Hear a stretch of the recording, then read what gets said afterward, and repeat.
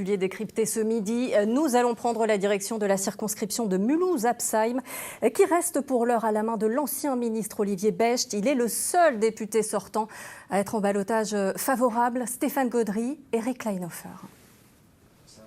Inébranlable, élection après élection, Olivier Becht conforte son assise électorale. 10 000 électeurs au premier tour en 2017, 12 000 en 2022 et 17 000 hier soir, au milieu de la tourmente qui a emporté la majorité. Le député sortant et ex-ministre du Commerce extérieur d'Elisabeth Borne semble intouchable. Une réussite qui n'étonne pas les habitants du secteur. À Rixheim, dont il fut le maire de 2008 à 2017, et à Riedisheim, la ville voisine, il est connu et apprécié. On peut être dans la majorité, avoir quand même des idées un petit peu différentes et on le sent sur place.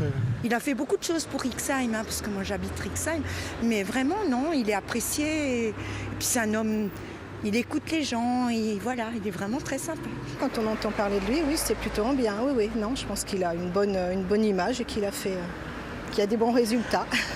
Très présent sur le terrain, Olivier Becht est aussi un fin politique. Après avoir fait ses armes au PS, il rejoint le centre et prend part à la majorité d'Emmanuel Macron, tout en conservant ses distances lorsqu'il l'estime nécessaire. Un passage dans la Macronie dont il sait mettre en avant les points positifs. J'ai baissé le déficit du commerce extérieur de 63 milliards d'euros. Il n'y a pas beaucoup de ministres qui ont baissé les déficits dans les dernières années. J'ai ramené des investissements massifs ici pour le territoire. Microsoft, Blue Solution, plus de 4 milliards d'euros, 1500 emplois dans l'industrie. Et ça, je pense que les Françaises et les Français ici sur ce territoire le reconnaissent. Au soir du premier tour, Olivier Becht dispose de 8 points d'avance sur Pierre Pinto, le candidat du Rassemblement national. Arrivé en 3e position, Nadia El Hadjaji, la candidate du nouveau Front populaire, a appelé à faire barrage à l'extrême droite. Philippe Breton, j'ai envie